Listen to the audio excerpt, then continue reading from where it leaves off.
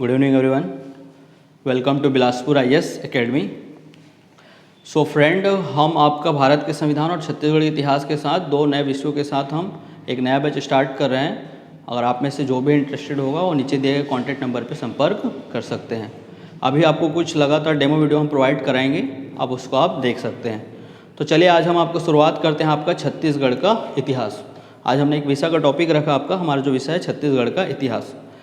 देखिए, छत्तीसगढ़ के इतिहास एक बहुत ही आपका सरल विषय है, बहुत ही छोटा है आपका। अगर सिलेबस को देखा जाए काफ़ी छोटा है आपका, भारत के इतिहास के परिप्रेक्ष्य में बहुत ही छोटा है। 1/4 अगर हम इसको अगर देखा जाए तो 1/4 है लगभग, और काफ़ी इंटरेस्टिंग भी है विषय, आपको पढ़ने में काफ़ी मज़ा भी आएगा। लेकिन अगर हम आपका छत्तीसगढ़ में अगर हम आपका इसको देखें तो छत्तीसगढ़ में एक परंपरागत एक ट्रेंड बन चुका है। क्या ट्रेंड बन गया है कि वो छत्तीसगढ़ के इतिहास को जो पढ़ाने वाले हैं या पढ़ने वाले, दोनों तरफ से हम देखते हैं कि इसको एक रटंत विषय बना दिया गया। सिर्फ आपको इसको क्या करवाया जाता है, रटवा दिया जाता है, खुद आप रट लेते हैं इतिहास को। रटना कुछ इस तरह तक सही भी है क्योंकि उससे प्रश्न आपको हल करने में आसानी हो जाती है। बहुत ज़्यादा कोड वगैरह बनवाते हैं, आपको देखोगे आप खुद बनाते होंगे, तो हम उससे थोड़ा सा बचने का प्रयास करेंगे। यहाँ पर हमको जहाँ ज़रूरत पड़ेगा वहाँ हम बिल्कुल उस चीज़ को करेंगे जो करना पड़ता है, क्योंकि हमें अंततः परीक्षा में अच्छे अंक लाने हैं। हमारे जितने भी प्रश्न हैं वो अच्छे से बनने चाहिए।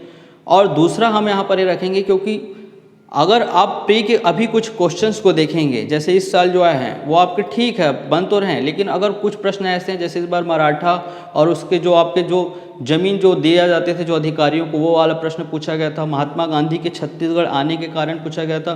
कुछ क्रम पूछे गए थे इस बार। ऐसे प्रश्न आप सीधे सीधे आप उसको सॉल्व नहीं कर पाएंगे जब तक आप छत्तीसगढ़ के इतिहास की समझ आपको अच्छी ना हो। जब तक आप छत्तीसगढ़ इतिहास को बहुत अच्छे से आप नहीं समझेंगे, उसकी गहराई पे नहीं जाएंगे। और दूसरा, अगर मुख्य परीक्षा में देखा जाए तो मुख्य परीक्षा में तो बिल्कुल आप अपोजिट देखेंगे। मुख्य परीक्षा में आप देखेंगे जो पिछले वर्ष से जो क्वेश्चन आए हुए हैं, पिछले वर्ष का ही क्वेश्चन है आपका।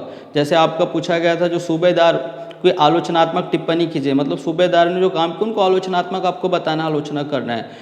इस बार पूछा गया था आपका जो आपका भारत छोड़ो आंदोलन पे है, आपका युवाओं की क्या भूमिका रही है। ऐसे मतलब थोड़ा टफ क्वेश्चन आ रहे हैं। इस बार पूछा गया था जैसे कि आपका रियासतों और ब्रिटिश शासकों के बीच क्या संबंध रहे। तो आपके ऐसे प्रश्न आ रहे हैं, अब ऐसे प्रश्न आप सरलता से सॉल्व नहीं कर सकते, या फिर आप जो रटंत पढ़े हुए हैं या फिर सामान्य पढ़ते हैं उससे सॉल्व नहीं होगा जब तक आप इसकी समझ अच्छी विकसित नहीं करेंगे। और इसलिए मैं आपको प्रयास करूंगा कि बहुत अच्छे तरीके से आपको छत्तीसगढ़ इतिहास पढ़ाऊंगा। आप इस वीडियो में पूरा मतलब आखिरी तक बने रहेंगे। आपको पूरा मैं एक नया व्यू, आपके नया अंदाज में आपको छत्तीसगढ़ इतिहास पढ़ाने का प्रयास यहाँ पर मैं करूँगा। अगर हमको छत्तीसगढ़ को समझना है, हमारा जो छत्तीसगढ़ है, अगर छत्तीसगढ़ को हमें समझना है तो उससे पहले हमको आपको छत्तीसगढ़ के इतिहास को समझना बहुत आवश्यक है। अगर आप छत्तीसगढ़ के बारे में जानना चाहते हैं, छत्तीसगढ़ जैसे कि हम एक सामान्य रूप से दें, जैसे छत्तीसगढ़ का नामकरण कैसे हुआ, आज हमारा छत्तीसगढ़ आपका नाम कैसे बना है, क्या पहले हमारी पृष्ठभूमि रही है, पहले हमारे छत्तीसगढ़ को क्या कहा जाता था, पहले माना दक्षिण कौशल था, अलग अलग है उसको मैं पढ़ाऊंगा। दक्षिण कौशल, फिर आपका कौशल हो गया, फिर महाकौशल कहते थे, फिर चेदीसगढ़ हो गया है यहीं पर आपका। उसके बाद आपको विभिन्न प्रकार के नाम हैं, अंततः बाद में हम आपका देखेंगे तो आपको नामकरण अंततः मिलता है हमको छत्तीसगढ़। तो जैसे हमको छत्तीसगढ़ को समझना है तो इसके नाम को ही समझना है, नामकरण को, तो हमको इतिहास में जाकर हमको बहुत अच्छे समझना पड़ेगा, तभी जाकर हमको छत्तीसगढ़ समझ आएगा। और छत्तीसगढ़ को जानने के लिए मैं पहले ही बता रहा हूँ हमको कहाँ जाना पड़ेगा, इतिहास में। दूसरा, यदि छत्तीसगढ़ के हम समाज को देखेंगे, वर्तमान में हमारी जो समाज है, जो हम आज देखते हैं जो समाज, यदि हम छत्तीसगढ़ के समाज को समझना होगा तो हमें समाज को समझने के लिए हमें छत्तीसगढ़ के इतिहास के पन्नों को पलटाना पड़ेगा, तभी आज हमारा वर्तमान समाज भी हमें बहुत अच्छी समझ आने लगा। क्योंकि हमारे समाज के जो बीज है, जो जड़ है, हमको इतिहास में जाकर मिलेंगे। यदि हमें छत्तीसगढ़ की जो व्यवस्था है, जो सामाजिक व्यवस्था है, सामाजिक व्यवस्था, यदि सामाजिक व्यवस्था को हमको समझना है तो हमको कहाँ जाना पड़ेगा, इतिहास में जाना पड़ेगा। और इतिहास में जाकर ही हम सामाजिक व्यवस्था को अच्छे से समझ सकते हैं। जैसे कि सामाजिक व्यवस्था में क्या आता है, वर्ण व्यवस्था, ये सब प्रश्न पूछे जाते हैं ना मुख्य परीक्षा में, वर्ण व्यवस्था। तो वर्ण व्यवस्था यदि हम आपका देखेंगे छत्तीसगढ़ में, तो हमारे यहाँ जो वर्ण व्यवस्था प्रारंभ से ही हमारे यहाँ वर्ण व्यवस्था बहुत ही शिथिल रहे हैं। यहाँ पर वर्ण व्यवस्था के कठोर बंधन नहीं थे, जैसे अन्य राज्यों में हमको देखने को मिलता है, वैसा हम छत्तीसगढ़ में देख रहे हैं। आज वर्तमान में अगर हम अपनी समाज को देखेंगे तो आज भी हमारे यहाँ वर्ण व्यवस्था कोई बहुत प्रभावी नहीं है और प्रारंभ से नहीं था। जो भी हमारे पास जो शिलालेख या अभिलेख या सिक्के हमको जहाँ से भी जानकारी मिलती है वहाँ वर्ण व्यवस्था की, तो वर्ण व्यवस्था के हमको क्या मिलते हैं, बहुत ही सरल। दूसरा हम आपका देखेंगे जाति व्यवस्था।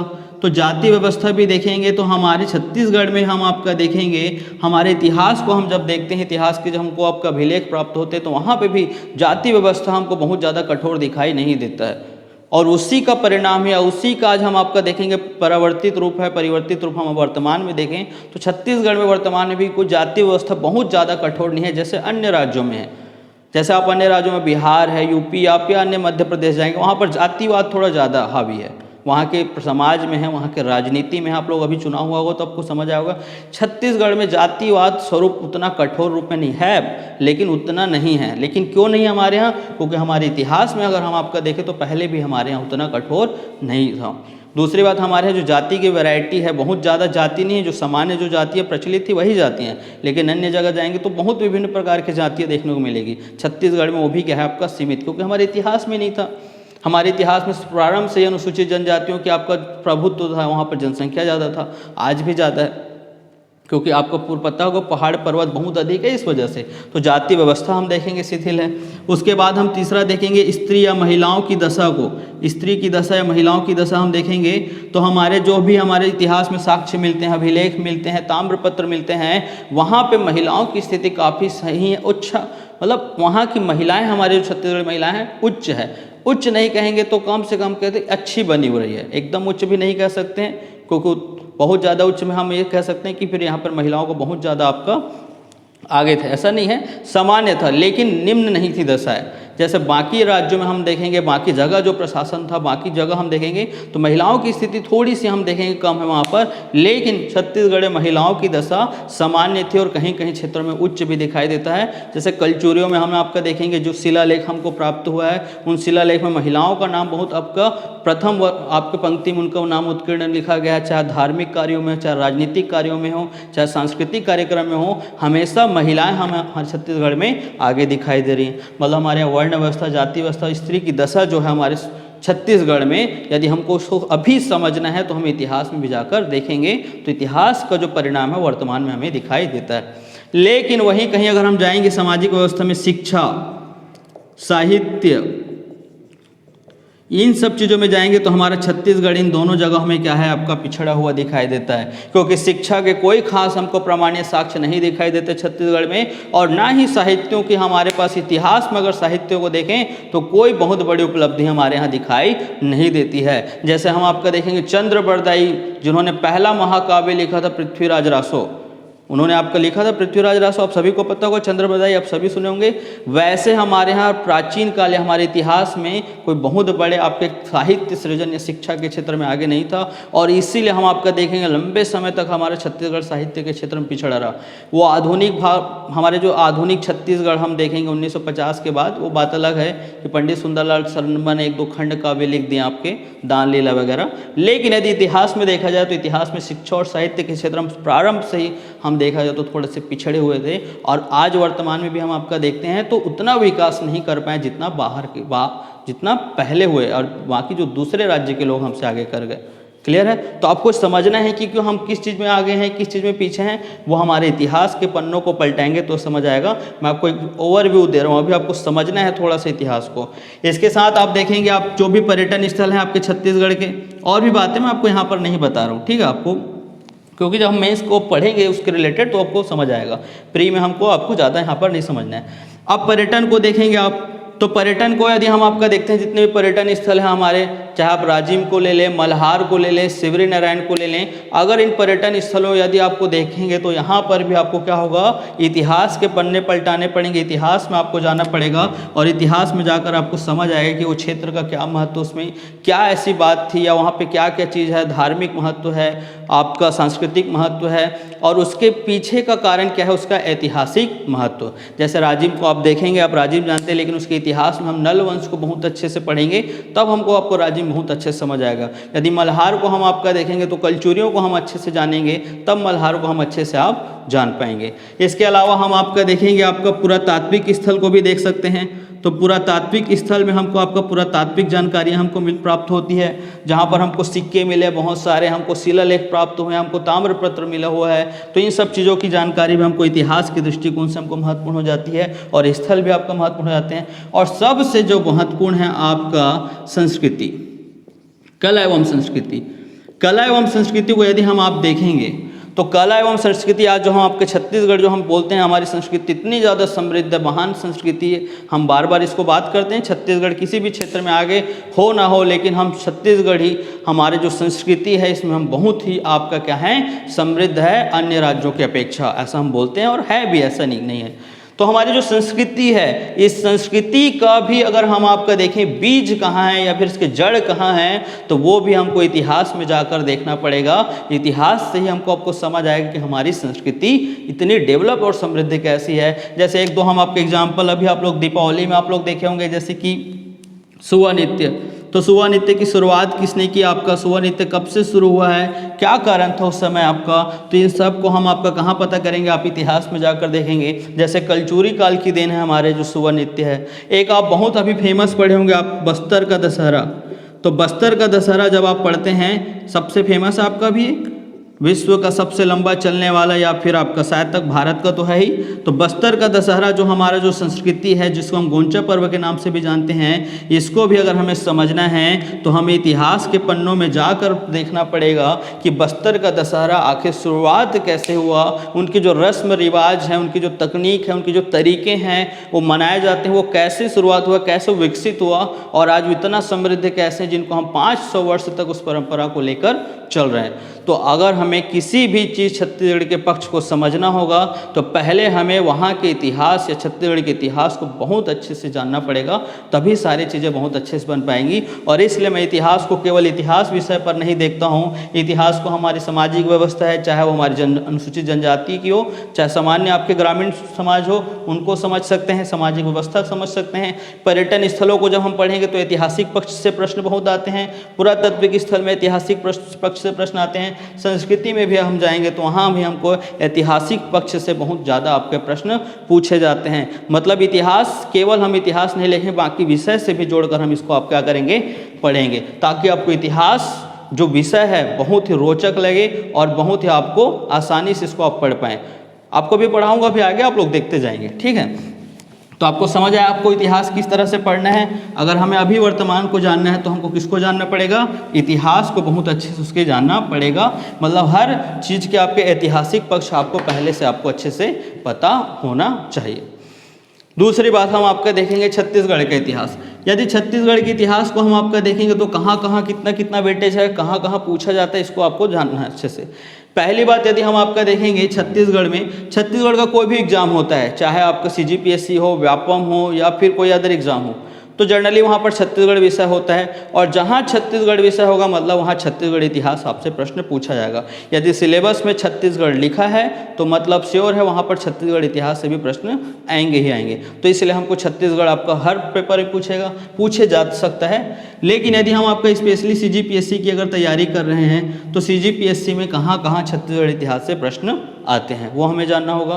पहला अगर हम आपका देखेंगे तो हमको पता है पहला स्टेज क्या है आपका, CGPSC प्री है आपका, तो प्री में आपका प्रश्न पूछे जाते हैं। दूसरा आपका क्या स्टेज है आपका, मेंस है, मुख्य परीक्षा, मुख्य परीक्षा में भी पूछा जाता है। और तीसरा आता है आपका इंटरव्यू, और इंटरव्यू में भी आपका इतिहास से संबंधित प्रश्न पूछे जाते हैं। बहुत से अभ्यर्थी हैं जिनसे इतिहास से संबंधित छत्तीसगढ़ के बहुत सारे प्रश्न पूछे जाते हैं। आपका कोई वंश से प्रश्न पूछ जाता है, गढ़ व्यवस्था को पूछ दिया जाता है, जमींदारी व्यवस्था, सूबेदारी व्यवस्था, आधुनिक भारत से संबंधित भी प्रश्न आते हैं। लेकिन इसका कोई सिलेबस नहीं है, मैं पहले बता रहा हूँ, इसका कोई सिलेबस नहीं है।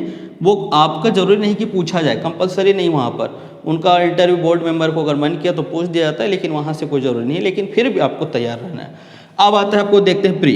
तो प्री में हम सभी को पता है आपका GS पेपर 1 है आपका, और GS पेपर 1 में अगर हम आपका देखेंगे, GS पेपर 1 में 50 प्रश्न आपका इंडिया GS से और 50 प्रश्न आपका छत्तीसगढ़ GS से प्रश्न आता है। तो कुल प्रश्न की संख्या कितनी है आपकी, 100। यदि आपका 50 यदि CGGS को देखें छत्तीसगढ़, और छत्तीसगढ़ में 50 में से अगर हम आपका देखें तो 2019 के हिसाब से 2019 का जो पेपर हुआ अभी इस साल अभी फरवरी में, उसमें आपके कितने प्रश्न पूछे गए थे? 8 प्रश्नों की संख्या कितनी थी आपकी? 8 प्रश्न पूछे जा रहे हैं। यदि 2018 को हम आपका देखें तो यहाँ भी कितना प्रश्न पूछे गए हैं? 8। 2017 हाँ सॉरी 18 ठीक है। 2017 को यदि हम आपका देखें तो उसमें भी कितना पूछा गया था आपका? 8 से लेकर आपके 9 प्रश्न थे। 2016 में भी आपका ऐसी, मतलब हम आपका देखें तो एवरेज यदि हम आपका देखें तो छत्तीसगढ़ का जो 50 प्रश्न में से 8 प्रश्न इतिहास से पूछा रहा है। अगर पूरा में भी देखें तो 100 में से यदि 8 प्रश्न कहाँ से पूछे जा रहे हैं? छत्तीसगढ़ के इतिहास से प्रश्न पूछे जाते हैं। और ये 8 प्रश्न बहुत ही आपके लिए महत्वपूर्ण है। क्यों महत्वपूर्ण है? एक तो छत्तीसगढ़ का विषय जो छत्तीसगढ़ के इतिहास का विषय है बहुत ही छोटा है और इसको बहुत जल्दी आप आसानी से पढ़ सकते हैं। जैसे भारतीय इतिहास की अपेक्षा तो बहुत ही छोटा है, आपको तो ज़्यादा आपको मेहनत करने का आवश्यकता नहीं है। और यहाँ पर एक चांस रहता है कि आप 8 में से 8 आप क्या कर सकते हैं? प्रश्नों को हल करके पूरे में पूरे मार्क्स ला सकते हैं। यहाँ पे एक चांस बना रहता है आपको। लेकिन इस बार आप देखे होंगे एक प्रश्न ऐसे आपको कठिन पूछे गए थे कि यहाँ पर आसानी से सॉल्व नहीं हो पा रहा था। जैसे मराठा वाला प्रश्न आया था इस बार आपका, जिसमें से पूछा गया था कि आपका कौन से अधिकारी को कौन से आपके भूमि दान में दी जाती थी, किस प्रकार की दान में दी जाती थी। वो प्रश्न अधिकांश लोगों से नहीं बना और कुछ लोगों ने बनाया, उनके भी अधिकांश के गलत हुए, कुछ लोग के हुए होंगे सही।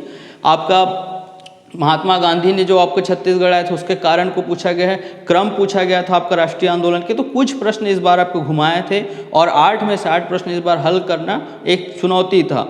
लेकिन अब जो कंपटीशन बढ़ रहा है प्री में आपका जो कंपटीशन बढ़ रहा है उसमें आप सभी को पता होगा कि किस तरह आपका कटअप जा रहा है। जर्नल वाले का है, ओबीसी है, सबका कटअप आपका हाई जा रहा है। अगर इस स्थिति में अगर आप सभी पक्षों को अच्छे से नहीं पढ़ेंगे, चाहे छत्तीसगढ़ का हो चाहे भारत का हो, सभी विषयों में अच्छी पकड़ नहीं होगी तो आपका प्री क्वालिफाइड होना मुश्किल हो सकता है। इसलिए जहां हमको आसानी से मार्क्स बन सकता है, आसानी से मार्क्स आ सकता है, आसानी से हम अब प्रश्नों को हल कर सकते हैं, उन क्षेत्रों में हमारी पकड़ बहुत अच्छी होनी चाहिए। एक भी प्रश्न वहाँ से छूटना नहीं चाहिए। और उनमें से एक विषय हमारा छत्तीसगढ़ का इतिहास, एक भी प्रश्न हमसे मिस नहीं होना चाहिए। अगर मिस हो रहा है मतलब हमारा प्री क्वालिफाइड होना वर्तमान में मुश्किल हो सकता है। इसलिए आपको 8 में से 8 प्रश्न बनाना ही है, आपको ऐसा मानकर चलना है। अगर एक आध प्रश्न बाई चांस हो जाता है तो कोई बात नहीं, लेकिन फिर भी आपका टारगेट होना चाहिए कि प्री में तो आपका 8 में से 8 बनना ही चाहिए। दूसरा हम आपका देखेंगे आपका मेंस में मुख्य परीक्षा के पेपर 3 के पार्ट 3 पेपर 3 का जो खंड 3 है वहाँ पर आपका छत्तीसगढ़ इतिहास को आपका शामिल किया गया है वहाँ पे सिलेबस में। और सबसे बड़ी बात यह है कि आपका कितने मार्क्स का आपका वेटेज रखता है? 75 मार्क्स का वेटेज रखता है। मतलब जितना बड़ा भारत का इतिहास है, भारतीय इतिहास, उतना ही वेटेज आपका किसका है? आपका छत्तीसगढ़ के इतिहास का है। और यहाँ पर सबसे महत्वपूर्ण बात हमारे लिए हो जाता है और सबसे इंपॉर्टेंट या वेटेज में देखें तो हमारा छत्तीसगढ़ के इतिहास का इंपॉर्टेंस यहाँ पर बढ़ जाता है। क्यों बढ़ जाता है? पहली बात तो ये है कि अगर हम पूरे सिलेबस को हम आपका देखें, पूरे सिलेबस छत्तीसगढ़ के पूरे सिलेबस में सबसे छोटा सिलेबस है छत्तीसगढ़ का इतिहास। दूसरा, हम छत्तीसगढ़ ऑलरेडी पढ़ते ही हैं तो हमें यहाँ पर प्री में पढ़ेंगे तो मेंस में हमको उतना दिक्कत नहीं होता है। लेकिन प्रॉब्लम कहाँ पे आ रहा है? मैं आपको क्वेश्चन दिखाऊंगा, आपको कल मैं सारे क्वेश्चन दिखा दूंगा, अभी हम ज़्यादा बात नहीं करेंगे। यदि मेंस के आप क्वेश्चन देखेंगे तो मेंस के क्वेश्चन जितना आसान हमको पढ़ने में लगता है छत्तीसगढ़ का इतिहास, उतना लिखने में नहीं है। क्योंकि लास्ट ईयर ही पूछा गया था जमींदारी और ब्रिटिश शासन के बीच क्या संबंध रहे, क्या रिलेशन है, कौन सी नीति अपनाई, किसी को भी नहीं पता है तो लिख नहीं पा रहे हैं। अगर पूछा है वहाँ पर आपका कि भारत छोड़ो आंदोलन में युवाओं की क्या भूमिका है, थोड़ा बहुत पता है, लेकिन हमको प्री में रट के गया रहते, उसको हम आपका मेंस में आंसर फॉर्मेट करना समझ ही नहीं पा रहे हैं क्योंकि उसको हम अच्छे से समझे नहीं। और उसमें हम आपका भारत छोड़ो आंदोलन में युवाओं की भूमिका को हम अच्छे से लिख ही नहीं पा रहे हैं और मार्क्स नहीं ला पा रहे हैं। यदि उसमें पूछा गया कि सूबेदारी व्यवस्था का आलोचनात्मक मूल्यांकन करें तो सूबेदारी व्यवस्था का आलोचनात्मक मूल्यांकन नहीं कर पाए क्योंकि हमने यहाँ पर रट के बैठे हैं कि पहला सूबेदार ये है, दूसरा सूबेदार ये है, तीसरा सूबेदार ये है, चौथा सूबेदार ये है, पहला ये है, आखिरी ये है, इसके समय ये आया था, उसके समय आ गया। तो उस क्वेश्चन को कैसे बनाना है, कैसे फॉर्मेट करना है, ये सब मैं आपको बताऊंगा और इतना अच्छे से आंसर मैं आपको लिखवाऊंगा कि बाकी लोग जो आपका 7-8 नंबर पाएंगे 15 में, आप वहाँ 12-13 नंबर तक भी गेन कर सकते हैं क्योंकि उस लिखने का भी हमारा तरीका है, हम जब अच्छे से समझेंगे। तो 75 नंबर हमारे लिए बहुत इंपॉर्टेंट है। क्यों इंपॉर्टेंट है? क्योंकि इस 75 में हम चाहे तो 55 नंबर तो हम आसानी से ला ही सकते हैं, 75 में आराम से आ सकता है अगर आप अच्छे से लिखेंगे। अगर सामान्य तरीके से पढ़ के जाएंगे तो 30, 35, 40 नंबर आ रहा है सबका। पिछले बार जिन लोगों ने दिया था RTI निकलवाया उसमें उनको दिख रहा है 75 में उनका आ रहा है 30 नंबर, 35, 40, 42, 43, ऐसा ही आपका ख़त्म हो जा रहा है वहीं तक। आपको ऐसा नहीं करना है, आपको यहाँ पर बहुत ज़्यादा मार्क्स गेन करना है मेंस में। क्लियर। उसके बाद आप चाहें तो 55 से 60 कर सकते हैं और चाहें तो आप ज़्यादा से ज़्यादा 65 भी जा सकते हैं अगर आपने बहुत अच्छे तरीके से इसको आपने डील किया। और ये आपके पेपर 3 के मार्क्स को बढ़ा देगा, क्योंकि पिछले बार कुछ लोग के मार्क्स आए हैं 135, 138, 140 तक भी मार्क्स गया है पेपर 3 में। उनका कारण ये, उनका पेपर जब उन लोग ओपन करवाएं तो उनका कारण ये है कि जो पेपर 3 में जो इतिहास वाला पोर्शन है वहाँ पर उन्होंने 59 नंबर, 58 नंबर, 60 नंबर तक, मतलब 50% मार्क्स उन्होंने कहाँ खींच दिया आपका छत्तीसगढ़ के इतिहास में। और इसलिए उनका मार्क्स इतना चला गया, उनका सिलेक्शन आपका जो था वो आपका बढ़ गया, आपका चांसेस, और पोस्ट भी मिल गया सबको आपका, क्योंकि इस पेपर में इतना मार्क्स लाना बहुत बड़ी चैलेंजिंग हो जाता है। तो आपको मेंस के हिसाब से आपको छत्तीसगढ़ इतिहास को बहुत ही ज़्यादा अच्छे से पढ़ना है। प्री में तो आपके 8 क्वेश्चन आएंगे, उसमें से भी 8 में से आपके 6 क्वेश्चन आपके डायरेक्ट रहते हैं, फैक्चुअल रहते हैं, 2-3 क्वेश्चन आपको घुमा सकते हैं, लेकिन ये बन जाता है। लेकिन आपको टारगेट कहाँ रखना है आपको मेंस में, मतलब ये छत्तीसगढ़ के इतिहास आपका मेंस ओरिएंटेड पढ़ाई होना चाहिए। अगर आप प्री और मेंस एक साथ ले रहे हैं तो आपको ओरिएंटेड कैसे होना चाहिए मेंस, ताकि चीज़ों को अच्छे से समझ सके। और यदि आपको सिर्फ प्री पढ़ना है तो प्री में आपको पढ़ सकते हैं, कोई दिक्कत नहीं। प्री में हम इसको बताएंगे बहुत अच्छे से कि इसको कैसे पढ़ना है। क्लियर है। जहाँ पर आपको जहाँ पे जैसा ज़रूरत होगा वहाँ पर हम उसी प्रकार से क्या करेंगे, उसको डील करेंगे। इंटरव्यू में तो मैं बता दिया हूँ, वो आपका कंपलसरी नहीं है, वो आपके मूड के ऊपर डिपेंड करता है, बोर्ड के मेंबर ऊपर। ठीक है। तो आपको यहाँ तक समझ आया आपको छत्तीसगढ़ के इतिहास को कैसे पढ़ना है, मतलब किस तरह आपको अप्रोच रखकर तैयारी करना है। दूसरा आपको यहाँ पर ध्यान रखना है, जब आप छत्तीसगढ़ इतिहास को पढ़ेंगे तो आप जो पुरानी पद्धति है, जो परंपरागत रटन पद्धति से थोड़ा से बाहर आने का प्रयास कीजिए। इतिहास को पढ़ने का सबसे अच्छा तरीका क्या हो सकता है, इतिहास को पढ़ने का सबसे अच्छा तरीका होता है आप इतिहास को एक विषय की तरह ना पढ़ें, बल्कि इतिहास को आप एक कहानी की तरह पढ़ें, एक स्टोरी की तरह आप उसको पढ़ना है। स्टोरी की तरह पढ़ना मतलब कैसे, आपको जैसे कोई स्टोरी, जैसे आप कोई मूवी देखते हैं या कोई स्टोरी पढ़ते हैं तो आपको पूरा बैकग्राउंड स्टोरी चलते रहता है, उसी प्रकार इतिहास भी बिल्कुल ऐसे ही चलता है। आपको यदि स्टोरी की तरह पढ़ेंगे आपको बहुत आसान हो जाएगा। जैसे कि आप माना कि कोई एक राजवंश शुरू हो रहा है, आपका कोई एक वंश है, जैसे कि माना कि आपका पांडु वंश शुरू हुआ, पांडु वंश से पहले मान लें सरबपुरी वंश शुरू हुआ, एक एग्जाम्पल ले रहे हैं। तो इस सरबपुरी वंश की शुरुआत कैसे हुई, कौन इनका संस्थापक है, उन्होंने कहाँ अपनी राजधानी की, फिर उसके बाद कौन सा शासक आया, उन्होंने क्या क्या काम किया, उन्होंने कौन सा शासक आया, फिर आपको शासक स्टोरी वाइज चलना है, उनकी कुछ छोटी मोटी कहानियाँ होंगी, हम उसको लेकर चलेंगे। और जब वो आपके राजवंश एक के बाद एक चल रहे तो उनके बैकग्राउंड में क्या काम हो रहा है, उन्होंने आर्थिक दृष्टिकोण से क्या काम किया, उन्होंने सामाजिक दृष्टिकोण से क्या काम किया, उन्होंने सांस्कृतिक दृष्टिकोण से क्या काम किया, उन्होंने आपका राजनीतिक दृष्टिकोण से क्या काम किया, क्या कहीं युद्ध लड़े हैं या कहीं युद्ध नहीं लड़े, हारे हैं, या उन्होंने कोई मंदिर का निर्माण किया है, या फिर उन्होंने सिक्के चलवाए हैं, या फिर उन्होंने समाज में कोई नई व्यवस्था को आरंभ किया है। इसको आपको ध्यान में रखना है। जब एक राजवंश खत्म होगा तो फिर दूसरा राजवंश आ जाएगा उसी के स्थान पर। उन्होंने आपका काम किया, उन्होंने कैसे समाज को परिवर्तन किया, उन्होंने कैसे राजनीति को परिवर्तन किया, उन्होंने कैसे उस क्षेत्र के आपके सांस्कृतिक, आर्थिक, आपको राजनीतिक क्षेत्रों में उन्होंने काम किया, ये आपको पूरा लेकर चलना है।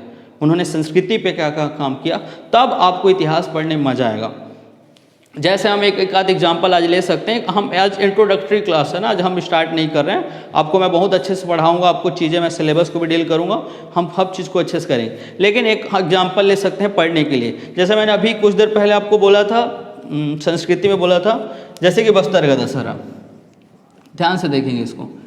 बस्तर का दशहरा बहुत ही आपका प्रसिद्ध है, आप सभी इसको बहुत अच्छे से जानते हैं।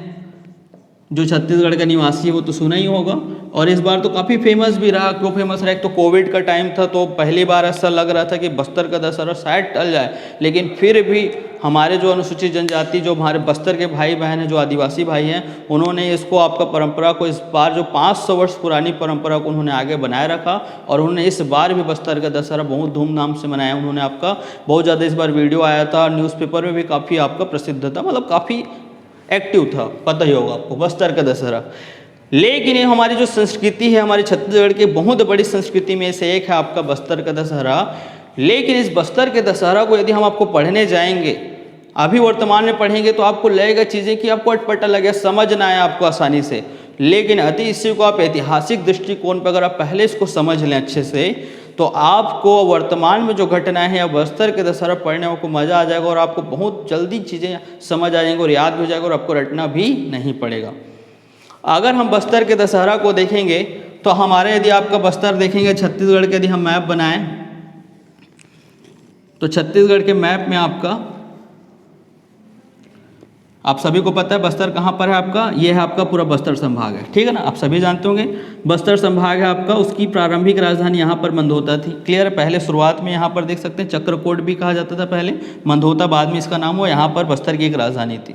अगर हम इसको इंडिया के मैप में आपका देखें तो इंडिया के मैप में हम आपका देखें तो छत्तीसगढ़ लगभग यहाँ पास है और यहीं पास आपका जब छत्तीसगढ़ है तो यहाँ पर है आपका बस्तर। यहाँ पर आपका क्या है, उड़ीसा है, उड़ीसा यहाँ पर देख सकते हैं, बना लेते हैं हम लोग। थोड़ा सा मैं इसको स्टोरी लेकर जा रहा हूँ इसका आपको। तो यहाँ पर माना कि उड़ीसा राज्य, सॉरी लगा हुआ है ना छत्तीसगढ़ से, ऐसा ये उड़ीसा है बगल में और ये आपका बस्तर, ठीक है, ये बस्तर आपका। बस्तर देखे ध्यान से, इसका नामकरण वगैरह हम बाद में, बस्तर के इतिहास अलग से देखेंगे। आपका 1324 में क्या हुआ, एक आपके शासक हुए जो आपके वारंगल के थे। वारंगल के शासक आपके कहाँ है, छत्तीसगढ़ में। यहाँ के जो शासक थे छिंदक नागवंशी शासक, उनको परास्त करके 1324 में उन्होंने क्या किया, एक वंश की स्थापना की और इस वंश का नाम क्या है आपका, काकतीय वंश। और एक काकतीय वंश कहाँ का था, वारंगल का वह काकतीय वंश था जो छत्तीसगढ़ में आकर यहाँ पर शासन करता है। और इसकी शुरुआत किसने की, आपका अन्नम देव ने। थोड़ा सा मैं आपको इतिहास लेकर चल रहा हूँ, अभी मैं पूरा नहीं पढ़ाऊंगा, आप समझे, बस बस्तर का दशहरा पढ़ना आप ये समझे अभी, क्लियर है। वो आपका भाई अन्नम देव 1324 में आए। 1324 में कहाँ है, बस्तर। बस्तर में यहाँ के जो शासक, उनको परास्त किया, छिंदक नागवंशी शासक था, उसको नाम छोड़ दो, हरिश्चंद्र नाम था लेकिन अभी उसको आप छोड़ें। उनसे युद्ध करके उनको हराया और यहाँ पर काकतीय वंश की स्थापना की। जैसे ही अन्नम देव यहाँ पर आए, उन्होंने आपका एक मंदिर, जो पहले पुरानी मंदिर थी उसी को उन्होंने बनवाया और बनवाने के बाद यहाँ पर उन्होंने एक मंदिर बनवाया। मंदिर का नाम है दंतेश्वरी मंदिर। आप सभी जानते होंगे दंतेश्वरी मंदिर, दंतेवाड़ा में क्या है, दंतेश्वरी मंदिर। और उन्होंने उसको अपनी कुल देवी के रूप में मानकर यहाँ पर शासन करना प्रारंभ किया। इसी काकतीय वंश के आपके 2 शासक के बाद जो तीसरे नंबर के शासक है, चौथे नंबर के, उस शासक का नाम था, मैं यहाँ पर लिख रहा हूँ, जो बहुत ही प्रमुख शासक हैं, पुरुषोत्तम देव। इनका बस्तर के इतिहास है, बस्तर में इनका बहुत ही प्रसिद्ध आपके शासक हुए हैं, बहुत ही महत्वपूर्ण है। आज भी वहाँ के जो लोग हैं इस शासक को अब बहुत अच्छे से जानते हैं, उनके जुबान पे इनके नाम रहता है, कई लोग इसको बहुत अच्छे से जानते हैं, कुछ लोग भूल भी चुके हैं। लेकिन पुरुषोत्तम देव काकतीय वंश के सबसे महानतम और प्रसिद्ध शासकों में से एक थे। और इनका आपका अगर टेन्योर देखें, अवधि देखें तो 15वीं शताब्दी से कब तक था, आपका 16वीं शताब्दी तक इन्होंने आपका काम किया, शासन किया है। 40-50 वर्ष लगभग उन्होंने आपका 1470 से लेकर 1520-30 तक उन्होंने आपका क्या किया, शासन किया है, पुरुषोत्तम देव। तो अन्नम देव के बाद आपके 1-2 शासक के बाद कौन आएगा, पुरुषोत्तम देव। यही वो पुरुषोत्तम देव हैं जो पहली बार ये जो क्षेत्र था, ये दक्षिण में जो क्षेत्र था, इसको पहले दंडकारण्य के नाम से जाना जाता था, यही पुरुषोत्तम देव ने पहली बार एक आपका क्या किया, उन्होंने आपका एक स्थान बनवाया, एक स्थान पे नगर बनवाया और उसी नगर का नाम दिया उन्होंने आपका बस्तर। क्या नाम दिया उन्होंने आपका, बस्तर। और पहली बार उन्होंने अपनी राजधानी को यहाँ पर ट्रांसफ़र करके वो कहाँ ले आए, आपके बस्तर में ले आए। और तब से इस पूरे क्षेत्र का नाम क्या जाना जाता है, बस्तर के नाम से आपका विख्यात हुआ क्षेत्र। उससे पहले बस्तर उतना नाम नहीं था, भले कहा जाता था, लेकिन उनको आपका प्रमुख रूप से आपका प्रसिद्ध कौन करवाया, आपका पुरुषोत्तम देव। पहली बार बस्तर राजधानी कौन लेकर गए, आपके पुरुषोत्तम देव। और इस क्षेत्र को आपका विशेष रूप से आपका यदि गौरवान्वित करवाने का काम भी कौन किया, आपका पुरुषोत्तम देव। पुरुषोत्तम देव एक अच्छे शासक थे, जनप्रिय शासक थे, लोकप्रिय शासक थे, लेकिन साथ साथ वो आपके बहुत ही धार्मिक शासक भी थे, बहुत ज़्यादा धार्मिक थे। पुरुषोत्तम देव बहुत ही ज़्यादा आपके धार्मिक शासक में से एक थे। और इन्होंने ही क्या किया, पुरुषोत्तम देव ने ये जो बस्तर है, इस बस्तर से उन्होंने आपका जगन्नाथपुरी, जो हमारा उड़ीसा में जो जगन्नाथपुरी है, आप सभी जानते होंगे, यहाँ पर पुरी है भुवनेश्वर में, जगन्नाथपुरी की उन्होंने आपका क्या किया, यात्रा किया। कौन किए, पुरुषोत्तम देव ने। पुरुषोत्तम देव आपके काकतीय वंश के शासक हैं। अन्नम देव के बाद 1-2 शासक के बाद कौन शासक है, पुरुषोत्तम देव। और वो उनकी राजधानी कहाँ थी, बस्तर। बस्तर नामकरण भी किन्होंने किया, पुरुषोत्तम देव। ये एक महान और लोकप्रिय शासक के साथ कैसे शासक थे, धार्मिक शासक थे। अब इनकी धार्मिकता का बयां कैसे करेंगे, यहाँ पर जब पुरुषोत्तम देव हैं, ये पुरुषोत्तम देव ये बस्तर से निकल कर वो आपका यात्रा में कहाँ जाते हैं, आपके जगन्नाथपुरी, उड़ीसा के जगन्नाथपुरी, जहाँ पर हमारे जगन्नाथ भगवान हैं वहाँ पर, तो वहाँ तक यात्रा करते हैं। ये पूरा क्षेत्र बस्तर के दक्षिण का इलाका दंडकारण्य पठार है और ये पूरा रास्ता क्या है, उबड़ खाबड़ है, आपका पूरा बीहड़ क्षेत्र है। ये बहुत कम मैदान मिलेगा, बीहड़ क्षेत्र मिलेगा। तो ये पूरा क्षेत्र आपका बीहड़ है। और यहाँ से पुरुषोत्तम देव जो हैं, यहाँ से पुरुषोत्तम देव क्या करते हैं, यात्रा करेंगे कहाँ, जगन्नाथपुरी के। लेकिन यात्रा करने का तरीका इनका थोड़ा अलग था। इन्होंने आपका कैसे यात्रा किया, सामान्य उन्होंने पैदल चलकर, या राजा हैं तो रथ में जा सकते थे, घोड़े पे जा सकते थे, लेकिन उन्होंने नहीं गए, ना तो घोड़े पे गए, ना रथ पे गए, ना ही पैदल चल कर गए, बल्कि वो पेट के बल, छाती के बल लौटते लौटते, समझ गए, पेट के बल माना कि जैसे कोई व्यक्ति है ऐसा, तो आपका ऐसा उन्होंने आपका लौटते लौटते गए। उनका हाथ है माना कि इस तरह लौटते लौटते, पेट के बल, छाती के बल उन्होंने आप कैसे करके वो क्या करने गए, आपका लौटते लौटते, इसको हम एक सरल भाषा छत्तीसगढ़ी में बोलो घुलटते घुलटते, घुलटना जानते हो, घुलटते रहते हैं बच्चे, या कर नापना उसी को बोलते हैं। तो घुलटते घुलटते या फिर उन्होंने आपका क्या हुआ, आपका कर नापते हुए या पेट के बल, छाती के बल वो आपका घसीटते हुए कहाँ गए थे, आपका जगन्नाथपुरी की यात्रा। वो एक राजा हैं, पहले आपको ध्यान रखना है। हाँ, जब भी मैं इतिहास की बात करूँ तो आपको हमेशा इतिहास को विजुअलाइजेशन करना है, अपने दिमाग में एक पिक्चर बनाना है, उसको विजुअलाइज करना है, जैसे मूवी चलता है वैसे। अभी जितना बोल रहा हूँ तो आपको एक राजा दिखाई देना चाहिए।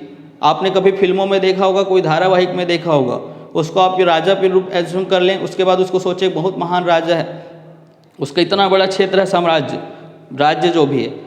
उसके बाद यदि उनको कहीं जाना है तो आपका राजा लोग अधिकांश क्या जाते हैं, घोड़े पे जा सकते हैं, रथ पे बैठ के जा सकते हैं, कि उनके पास सुविधाएं होती हैं, या तो अगर कहीं नहीं तो पैदल चले गए। लेकिन माना कि कोई एक ऐसा राजा आपको दिमाग में दिख रहा होगा, ये राजा बहुत ज़्यादा धार्मिक है, और वो क्या हुआ, छाती के बल या पेट के बल आपका घसीटते घसीटते या लौटते लौटते घुलटते घुलटते कहाँ पहुँच गए, आपके जगन्नाथपुरी की यात्रा करने गए। जैसे यहाँ से मैं पहले बता चुका हूँ, ये पूरा बस्तर का क्षेत्र है। यदि आप भूगोल पढ़ेंगे, बहुत बीहड़ क्षेत्र है आपका। बीहड़ मतलब ऊपर खाबड़ है, असमतल भूमि है, आपका समान प्लेन रोड नहीं कि आप चले गए। तो उनकी पूरी, जब यहाँ से यहाँ तक पहुँचते तक उनकी हालत ये थी कि उनकी पूरे ब्लड निकलना, ब्लडिंग होना शुरू हो गया था, छाती से, घुटनों से, कोहनी से, सब तरफ से ब्लड उनका बह रहा था। फिर भी वो कहाँ गए, आपका यहाँ तक यात्रा किए। और जब वो यहाँ से यात्रा किए, निकल कर धीरे धीरे आपका यहाँ पर जगन्नाथपुरी पहुँचे, यात्रा किए, और जैसी वहाँ पर वो पहुँचे, आपके पुरुषोत्तम देव, मैं फिर बोल रहा हूँ, छाती के बल आपका लौटते लौटते घुलटते घुलटते कहाँ पहुँच गए, जगन्नाथपुरी, पूरा खून से लथपथ। जैसे वहाँ के राजा को पता चला कोई एक शासक है, वो आपका इस तरह से आपका हमारे आराध्य देव का दर्शन करना है, तो वह खुश होकर वो उसकी आपका स्वागत के लिए पहुँच जाता है। स्वागत के लिए पहुँचेगा, पहले स्वागत करते हैं वहाँ पुरी के शासक, उसके बाद स्वागत करने के बाद उनके दर्शन भी करवाते हैं, दर्शन भी हो जाएगा। लेकिन जब दर्शन वगैरह हुआ, उसके बाद उनको इतनी उनकी प्रति आस्था जाहिर हुई, पुरुषोत्तम देव के प्रति, मतलब एक शासक होकर आप इस तरह से एक सामान्य नागरिक की तरह, मतलब आपकी धार्मिकता की पराकाष्ठा कहीं बहुत ज़्यादा है आपसे, हमसे भी ज़्यादा आपकी। और इसलिए उन्होंने यहाँ पर क्या किया कि पुरुषोत्तम देव जो जगन्नाथपुरी थे शासक, उन्होंने कहा भले आप घुलटते घुलटते आप घसीटते हुए आए हैं, लेकिन आप जाएंगे वापस एक राजा की तरह, जैसे एक राजा होता है। और इसीलिए ही जगन्नाथपुरी के जो शासक थे, उन्होंने उनको एक सोने का रथ आपका प्रदान किया उपहार स्वरूप, और साथ साथ उनको रथपति की भी उपाधि दी। किनको रथपति की उपाधि दी? पुरुषोत्तम देव को रथपति की उपाधि दी, आप से रथपति कहलाएंगे, और उनको सोने का रथ प्रदान किया गया। और जब ये राजा जो थे आपके पुरुषोत्तम देव, आपके इतने लथपथ होने के बाद उन्होंने आपका उसके उपहार को उन्होंने आपका स्वीकार भी किया, और स्वीकार करने के बाद उनसे रथ में बैठ कर वह कहाँ है, वापस कहाँ है, अपने खुद बस्तर, अपने जो शासक। यहाँ पर मैं पहले ही बता चुका हूँ, ये बहुत ही लोकप्रिय शासक थे, लंबे समय तक शासन किए हैं, जनता इनको बहुत पसंद करती थी। और आपको एक बात पता होगा, जब आदिवासी जो लोग होते हैं, ट्राइब जो होते हैं, जनजाति, ये अपने राजा के प्रति बहुत ही ज़्यादा समर्पित होते हैं, अपने राजा को बहुत आपका सम्मान के भाव से आपका देखते हैं, और उनको सम्मान भी करते हैं, आदर भी करते हैं, और उनको बिल्कुल जैसा एक राजा होना चाहिए, प्रजा के बीच जो संबंध होता है प्रेम भाव का, वो हमेशा आदिवासियों में दिखाई देता है। वो कभी अपने शासक के प्रति आपका गलत भाव से या बैर भाव से नहीं रखते, बल्कि उनके प्रति बहुत ही अधिक संबंध रहते हैं, प्रगाढ़ आपका आदर रहता है। और जब उनको पता चला हमारे राजा ऐसे गए हैं, और जब वापस आ रहे हैं, और वहाँ के राजा ने उनको इतना सम्मान किया है, और एक रथ के साथ जब वो वापस आ रहे हैं, आपको विजुलाइज होना चाहिए, वो रथ के साथ वापस आ रहे हैं, तो बताइए वहाँ की जो प्रजा है, बस्तर की प्रजा, क्या चुपचाप बैठे रहेगी क्या? भाई हमारे घर में अगर हम आसपास देखें, हमारे यहाँ घर कोई तीर्थ यात्रा में चले जाता है तो वापस जब आता है तो पूरे गांव वाले लोग उसका स्वागत सत्कार करते हैं। गांव वाले इकट्ठा हो जाएंगे, बैंड वैंड ले आते हैं, तीर्थ यात्रा से आए। तो ये भी कहाँ गए थे? तीर्थ में गए थे। जब वापस आए पुरुषोत्तम देव, जब उन्होंने बस्तर पे आए अपनी राजधानी पे, तो जनता ने क्या किया? पूरी जनता उमड़ पड़ी थी भीड़ से। आपका सब काम धंधा छोड़कर आप कहाँ गए थे? राजा का स्वागत करने के लिए पहुँच गए थे। हमारे शासक आए हैं करके, और जैसे ही शासक आए तो खूब हर्षोल्लास उनका क्या किया गया? स्वागत किया गया। और जिस दिन वो आए थे, उसी दिन को जब वो आए थे आपके पुरुषोत्तम देव, उस परंपरा को यादगार बनाने के लिए आज बस्तर के लोग आज पर्व मनाते हैं। उस पर्व का नाम है गोंचा पर्व। इससे ही कहा जाता है बस्तर की दशहरा का शुरुआत। मतलब पुरुषोत्तम देव के सम्मानित होने पर, वापस आने पर जो खुशी उनको हुई थी, उस खुशी को याद बनाने के लिए, अपने शासक के प्रति जो निष्ठा था उनका, उसी को यादगार बनाने के लिए उन्होंने एक पर्व आपका शुरुआत किया। उस पर्व का नाम है गोंचा पर्व। और गोंचा पर्व किस खुशी में मनाया जाता है? पुरुषोत्तम देव के वापस आने की खुशी में। आज भी 500 वर्ष हो चुके हैं इसको। ये आपका CGPSC प्री 2014 में पूछा गया, 15 में भी पूछा है, इस साल भी पूछा गया आपका गोंचा पर्व संबंधित प्रश्न आए हैं। आज आप देख लेंगे प्रश्न। तो आप गोंचा पर्व का आपका शुरुआत देखिए। पर्व में संस्कृति से जा रहा हूँ, लेकिन कहाँ जा रहे हैं हम लोग? इतिहास में। इतिहास को समझेंगे तो ये सब चीज़ें समझ आने लगेगी। अब आप खुद समझिए, आपका राजा जब वापस आ रहा है तो आप विजुलाइज कर लीजिए। बाहुबली मूवी को विजुलाइज कर लीजिए। जैसे बाहुबली फिल्म में आप देखे होंगे, जैसे वो आपका बाहुबली होते हैं, जब उसको निष्कासित कर दिया था तो जनता कैसे खुश हो जाती है। आप लोग देखे होंगे, जय जयकारा वाला गाना सुने होंगे मे बी आप लोग को। उस तरह जनता उमड़ गई थी एकदम। और जनता ने क्या किया? आप सभी को पता है, जो रथ होता है, रथ को कौन खींचता है? आपके घोड़े होते हैं रथ को खींचने के लिए। होते हैं, घोड़े होते हैं आपके पास, सबको पता होगा घोड़ा होता है। जब जैसी राजा ने नगर पे आपको उनका रथ आया तो उन्होंने क्या किया? जो जनजाति जो थे, वहाँ के स्थानीय जनजाति, उन्होंने क्या किया? वहाँ पे जो घोड़े थे, उन घोड़ों को उन्होंने वहाँ से हटा दिया। घोड़ों को मतलब सामान्य भाषा में छत्तीसगढ़ी में ढील दिया बोल सकते हैं उसको। और उन्होंने उनको क्या किया? उस घोड़े से जो बंधी रस्सी थी उसको उन्होंने अपने कंधे पर उनको लेकर उन्होंने रस्सी को क्या किया? खींचना पड़ा। मतलब इतनी ज़्यादा आस्था थी कि वो घोड़ों को नहीं बल्कि राजा के सम्मान के प्रति वो रस्सी को लेकर क्या करते? खुद आपका खींचते हुए उन्होंने क्या किया? पूरे नगर को भ्रमण करवाए। एक बार उन्होंने आपका घुमाना शुरू कर दिया, मतलब पूरे नगर भ्रमण करवाया। और इसीलिए आज भी हम देखेंगे गोंचा पर्व में जब बस्तर का दशहरा होता है तो बस्तर के दशहरा में आपको पता होगा बहुत अच्छे से कि बस्तर के दशहरा में क्या खींचा जाता है? रथ खींचा जाता है। किसके? आपके यादगार की खुशी में आपको उसको रथ खींचा जाता है कि हमारे बस्तर के जो राजा थे पुरुषोत्तम, उनको क्या किया गया? सम्मानित किया गया था। वहाँ के राजा ने एक रथ प्रदान किया गया था।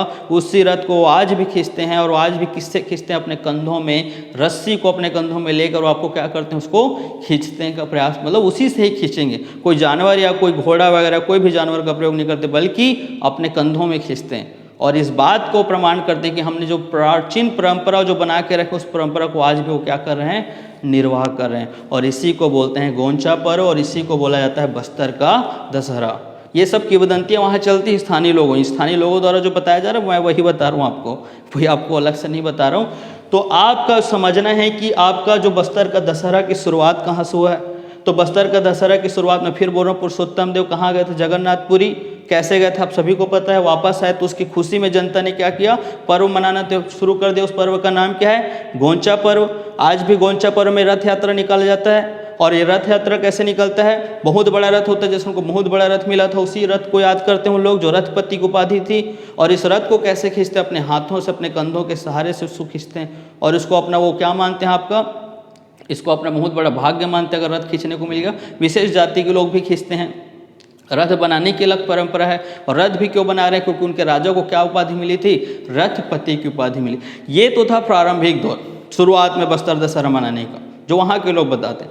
उसके बाद ये कहा जाता है, इन्होंने कब आए थे? आषाढ़ अमावस्या में शुरुआत होता है आपका। कब मनाया जाता है? आषाढ़ अमावस्या, गोंचा पर्व की शुरुआत। क्लियर है? रथ खींचने की परंपरा वहाँ मनाया जाता है। लेकिन आप सभी को पता होगा बहुत अच्छे से, मैंने अभी बताया था, अन्नम देव जब आपके काकतीय वंश की स्थापना किए थे तो इन्होंने आपका क्या काम किया था? सबसे पहले जब आए 1324 में, तो उन्होंने आपका दंतेश्वरी मंदिर की स्थापना की। और दंतेश्वरी मंदिर इनकी क्या थी? कुलदेवी, मतलब काकतीय वंश की कुलदेवी कौन है? दंतेश्वरी मंदिर, दंतेश्वरी माता। तो आपका पुरुषोत्तम देव भी तो काकतीय वंश के हैं, तो इनकी भी कुलदेवी कौन है? पुरुषोत्तम, इनकी भी कुलदेवी कौन है? दंतेश्वरी माता। जब दंतेश्वरी माता इनकी कुल देवी है और वो बस्तर से ज़्यादा दूर भी नहीं है आपका, और जब उतना सम्मानित होकर आए हैं, तो जब वो सम्मानित होकर आए, जो रथ मिला उनको, तो डेफिनेटली आप सभी को पता है, अगर कोई भी व्यक्ति अगर बाहर से तीर्थ से आता है, घूम कर कहीं से भी आप आते हैं, तो आप कहाँ जाना पसंद करेंगे? आप सबसे पहले आपके घर में जो भगवान का रूम होता है, जब पूजा रूम होता है, जहाँ आप जिस रूम को आप जहाँ भगवान वगैरह बहुत सारे रहते हैं, आप वहाँ जाकर पहले माथा टेकते हैं। तो उसी प्रकार बिल्कुल हूबहू उसी प्रकार पुरुषोत्तम देव ने जो उनको सम्मानित हुआ, जो तीर्थ करके आए थे, उस तीर्थ का पुण्य लेने के लिए वो आपका कहाँ गए? पहले आपका कहाँ थे? बस्तर आपका जो क्या था उनका राजधानी, और जस्ट थोड़ा दूर पे क्या था आपका? दंतेश्वरी मंदिर। लेकिन आप सभी को पता है, किसी भी यदि माता का मंदिर है, कोई भी अगर आपका शक्तिपीठ है, तो उसका महत्व आपका कब होता है? उसका महत्व होता है केवल और केवल नवरात्रि में। सबसे ज़्यादा महत्व नवरात्रि में होता है, आम टाइम उतना नहीं होता, आप सभी को पता है। अभी कुंवार नवरात्रि था आपका, और आपका चैत नवरात्रि होता है, तो सबसे ज़्यादा महत्व होता है किसी भी शक्तिपीठ या किसी भी माता का मंदिर होता है, तो किस समय होता है? नवरात्रि के समय। और इसीलिए इस परंपरा को उन्होंने यादगार बनाने के लिए, जो आपका जो घटना घटा था, इसको यादगार बनाने के लिए उन्होंने क्या किया? अपने कुल देवी से भी जोड़ा, और यहाँ से बस्तर से लेकर वो आपका कहाँ जाते हैं? आपका दंतेवाड़ा, उसी रथ को लेकर, और दंतेवाड़ा जाकर उनसे आपका जो भी पूजा अर्चना की जो रस्म होते हैं, उन रस्म को उन्होंने एकीकृत किया। धीरे धीरे बाद में जोड़ा रस्म, एक साथ सारे रस्म शुरू नहीं हो गए थे। धीरे धीरे इन रस्मों को उन्होंने क्या किया? शुरुआत किया, और जो रथ लाए थे, जैसे उनको यहाँ पर घुमाया गया, तो उसी प्रकार दंतेश्वरी माता को उनको बिठाकर क्या किया? नगर भ्रमण, उस मंदिर को आपको घुमाना प्रारंभ किया गया इसी समय आपका। मतलब इस रथपति की जो उपाधि मिली थी पुरुषोत्तम देव को, उन्होंने उसको और भी क्या किया? वहाँ की स्थानीय जनजातियों ने यादगार बनाने के लिए, यहाँ पर यादगार का मतलब ये है, जो राजा को जो सम्मान मिला है वो तो होता ही है, लेकिन साथ साथ यहाँ पर उन्होंने आपका राजा को जो सम्मान मिला, उसके साथ साथ यहाँ पर उन्होंने जो स्थानीय जनता है, उन्होंने अपनी कुल देवी या अपनी आराध्य देवी के प्रति भी आस्था और श्रद्धा भाव को प्रकट करके उन्होंने ये दिखा दिया कि नहीं, हम अपनी कुल देवी के लिए भी हम क्या करें? कुछ करें। मतलब ये जो बस्तर का दशहरा है, ये केवल रावण मारने वाला दशहरा नहीं, आपको यहाँ ध्यान होना चाहिए, यहाँ पर रावण नहीं मारा जाता, बल्कि बस्तर का दशहरा सही मायने में देखा जाए तो स्थानीय बस्तर की जो जनजाति है, अपने जो शासक के प्रति जो आस्था भावना, जो निष्ठा है, और शासक के साथ साथ जो अपनी कुल देवी है, जो उनके जो देवी देवता हैं, उन देवी देवताओं के प्रति आभार प्रकट करने के लिए जो पर्व मनाती धूमधाम से, उसी को कहा जाता है बस्तर का दशहरा। बस्तर का दशहरा की शुरुआत कब होता है? जब पुरुषोत्तम देव वापस लौटे थे, आषाढ़ अमावस्या को, उस दिन गोंचा पर्व मनाते हैं। लेकिन मैं पहले ही बता रहा हूँ आपको कि जो गोंचा पर्व उन्होंने मनाया, ये आपको गोंचा पर्व मनाया, लेकिन उनकी कुल देवी कौन थी? दंतेश्वरी माता। और किसी भी शक्तिपीठ या माता का आपका महत्व होता है नवरात्रि के समय, और इसलिए इस पर्व को उन्होंने आपका खींचकर, जो आषाढ़ में है, आषाढ़ मतलब मान लो जुलाई अगस्त सितंबर अक्टूबर, मतलब 3 महीना आपका आगे हो गया, और 3 महीना उस प्रोसेस को उन्होंने शुरू करते हैं उस दिन से, और उस प्रोसेस को शुरू करके आगे बढ़ते जाते हैं। और जब नवरात्रि आता है, और नवरात्रि में उस पूरे रस्म रिवाज के साथ उसको मनाते हैं, ताकि उनकी जो पुरानी इतिहास में जो उनके शासक ने किया था, उनकी जो आपकी देवी देवताओं के प्रति जो उनकी आदर भाव है, जो उनकी निष्ठा है, उनको आपका क्या कर पाए? पूर्ण करके वो त्यौहार के रूप में मनाते हैं। और इसलिए बस्तर का दशहरा कितने दिन तक चलता है? 75 दिनों तक चलता है आपका। आषाढ़ अमावस्या से लेकर कब तक चलेगा? अश्विन आपका त्रयोदशी तक, ठीक है। उसको कुंवार भी बोलते हैं, सामान्य छत्तीसगढ़ी भाषा में कुंवार बोलते हैं। अभी कुंवार महीना खत्म हो गया, अभी क्या चल रहा है आपका? कार्तिक का माह चल रहा है, क्लियर है ना? तो आपको समझना है, अभी कुंवार में क्या था? नवरात्रि था। तो अभी देखा होगा बस्तर का दशहरा भी मनाया गया। तो इसलिए आपको ये समझना है, कोई भी हमारी संस्कृति है, कोई भी पर्व है, कोई भी नृत्य है, कोई भी गीत है, कोई भी गान है, कोई भी कोई भी नाट्य है आपका, उन सब का हमको, यदि हम आपका देखें बीज या उसके जड़ कहाँ मिलेंगे? इतिहास मिलेंगे। अगर आप इतिहास को बहुत अच्छे समझ जाएंगे बारीकी से, तो आपको हर चीज़ बहुत अच्छे समझ आएगा। मैं आपको ये समझाने का प्रयास किया हूँ। बस्तर को दशहरा आप सामान्य रूप से पढ़ेंगे, आपको नहीं बनेगा, लेकिन आपको यदि स्टोरी के हिसाब से याद होगा, आपको अन्नम देव को थोड़ा सा देखना है, फिर पुरुषोत्तम देव ने जो काम किया आपको बिल्कुल विजुलाइज विजुअलाइज होना चाहिए, आपको एक दिखना चाहिए शासक, वो शासक किस तरह से उन्होंने यहाँ से लेकर यहाँ तक गए, और जब वहाँ गए तो वहाँ एक शासक बैठा, वहाँ आपको प्रसन्न हो जाते हैं और प्रसन्न होने के बाद सम्मानित करते हैं, और उस सम्मान को यादगार बनाने के लिए जब वापस आते हैं तो यहाँ की जो स्थानीय जनजाति है वो क्या करती है, गोंचा पर्व शुरुआत करती है, और वो गोंचा पर्व आज भी मनाया जाता है, 500 वर्ष हो गए उसको, और ये आगे भी जाएगा क्योंकि इतना महत्वपूर्ण जो उन लोगों ने काम किया। उसके बाद एक गोंचा पर्व बताया आ गए, लेकिन इसका उनकी कुल देवी कौन है, दंतेश्वरी माता है, और दंतेश्वरी माता है कुल देवी, तो किसी भी शक्तिपीठ या माता का मंदिर का महत्व कब होता है, नवरात्रि के ही अवसर पर सर्वाधिक महत्व है, और इसलिए उस परंपरा को उन्होंने आषाढ़ से लेकर कहाँ तक उन्होंने बढ़ाया, उन्होंने आपका नवरात्रि तक, नवरात्रि पूरा खत्म करते हैं, बहुत धूमधाम से मनाते हैं नवरात्रि, अलग अलग रस्म होंगे आपके, उसको मैं बाद में बताऊंगा आपको, अभी उसको मैं डिटेल नहीं करूँ, मैं आपको बस एक एग्जांपल देने का प्रयास करूँ। यहाँ पर अलग अलग रस्म मनाए जाएंगे, आपका जोगी बिठाई, जोगी उठाई, मावली पर घाव होता है, आपका रथ आपका परिक्रमा होता है, आपके बहुत सारे प्रोग्राम होंगे, उसको हम अच्छे से डिस्कस करेंगे ताकि वो याद हो जाए, और लास्टली आपका मौर्य दरबार के साथ इसको ख़त्म किया जाता है। सारे परंपरा एक साथ शुरू नहीं हुए थे, धीरे धीरे करके शुरू हुए थे। मौर्य दरबार अभी 150-200 साल पहले शुरू किया गया था, कुछ रस्म को बाद में जोड़ा गया, कुछ रस्मों को हटाया भी गया, तो उन्होंने अपनी संस्कृति को कैसे यादगार बनाया आपको ये समझ आएगा इतिहास के माध्यम से। तो मैं आपको ये बताना चाहता हूँ हमारी सबसे बड़ी संस्कृति में एक है, चाहे छत्तीसगढ़ की हो चाहे बस्तर की हो, बस्तर का दशहरा, और बस्तर के दशहरा में सबसे पहले आपको ऐतिहासिक पक्ष को जानना सबसे ज़्यादा आवश्यक है, तभी आप इसको पढ़ने में आपको मजा आएगा। जब आपको मैं बस्तर का इतिहास पढ़ाऊँगा तो फिर से इन चीज़ों को लेकर आऊँगा, और कैसे बस्तर का इतिहास, कैसे बस्तर बना है, बस्तर का नाम कैसे पड़ा है, बस्तर का आपका इस क्षेत्र इतना ही नहीं था, पहले बहुत बड़ा था बस्तर छोटा कैसे भी होगा, और बस्तर में कौन कौन से वंश है, कैसी संस्कृति है, कैसे खान पान है, कैसे अनुसूचित जनजाति आदिवासी हमारे, उन सब चीज़ों को हम अच्छे से देखेंगे। साथ ही साथ छत्तीसगढ़ को भी देखेंगे, छत्तीसगढ़ का नामकरण कैसा हुआ है, छत्तीसगढ़ का समाज क्या है, छत्तीसगढ़ की आपकी संस्कृति, छत्तीसगढ़ के पर्यटन स्थल, सबको हम बहुत अच्छे से लेकर चलेंगे।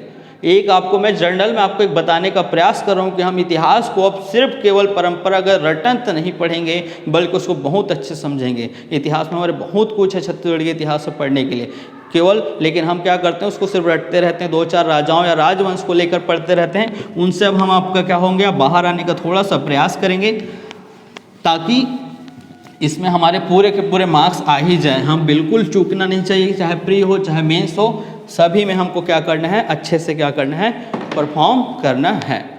ठीक है, तो चलिए आज के लिए मैं इतना ही कर रहा हूँ। कल हम पहले सिलेबस को बहुत अच्छे से डिस्कस करेंगे, सिलेबस कैसे बटा हुआ है, कहाँ कहाँ से कितने कितने प्रश्न आते हैं।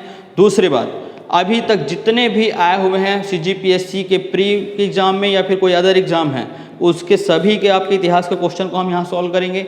दूसरा, सबसे ज़्यादा चैलेंजिंग होता है मुख्य परीक्षा के उत्तर लिखने में, तो मुख्य परीक्षा का जो भी टॉपिक चलते जाएगा, मुख्य परीक्षा को हम आपका क्या करेंगे, मुख्य परीक्षा के प्रश्नों को हम यहाँ पर क्या करेंगे, हल करेंगे, ताकि आपको कोई भी समस्या ना आए। हम बहुत अच्छे तरीके से यहाँ पर मैं बहुत सारे आंसर को मैं खुद लिख दूंगा बोर्ड में, आपको बताऊंगा कि किस तरह लिखना है, आपको कैसे मैनेज करना है, कैसे शब्दों का चयन करना है, कैसे प्रेजेंटेशन रखना है, आपको वो सब चीज़ों को हम यहाँ पर प्रॉपर आपको बताएंगे, ताकि आपको मुख्य परीक्षा में जो स्कोरिंग है उसको स्कोर करेंगे ही, और प्री में जो आपका 8 मार्क्स का आ रहा है वो आपका पूरा बनना चाहिए, और आपको ज़्यादा इधर उधर भागने की भी आवश्यकता ना पड़े, क्योंकि बहुत सारा बुक या फिर बहुत नया चीज़ ना करना पड़े आपको, और इसलिए हम आपको कुछ नया प्रयास करने के लिए आपको प्रयास करेंगे।